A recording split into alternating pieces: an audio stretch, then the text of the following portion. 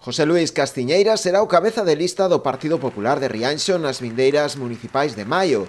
Onte domingo tiña lugar a súa presentación oficial, nun acto que se celebrou no Auditorio Municipal e que contou coa presenza de máis de simpatizantes e militantes da formación a nivel local e comarcal, co secretario provincial do PP da Coruña, Evaristo Ben, e a conselleira de Política Social Fabiola García, entre outros.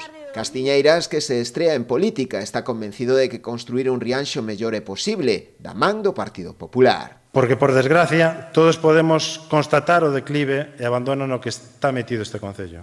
Perda de poboación, parques deteriorados, aldeas abandonadas, os impostos máis altos da comarca e con menos servicios, sin papeleras, sin iluminación polo paseo, que dá medo, e un sinfín de despropósitos. Necesitamos un cambio xa. 3 serán os principais piares no seu programa de goberno. Os maiores, unha das súas prioridades, apostando pola construción do centro de día, se os populares acadan a alcaldía. Como segundo piar apuntou aos nenos, presente e futuro, de aí a súa aposta pola mellora dos centros educativos. E por último, un cambio de rumbo na xestión municipal, unha das principais eivas, segundo el, do bipartito nestes anos á fronte do concello. A xestión vai ser prioritaria no noso día a día. Sabemos que a situación económica deste concello non é moi favorable, por non decir mala. Temos que conseguir, e imos a facelo, traballar máis na captación de recursos.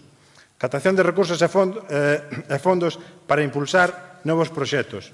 Para iso, crearemos un departamento específico para a captación das diversas axudas e subvencións que saen publicadas tanto dende a Xunta, dende a Diputación, dende o Estado español ou dende Europa, e sacarlle o rendemento e conseguir que eses fondos recaian en todo o tecido comercial e empresarial daqui, deste concello.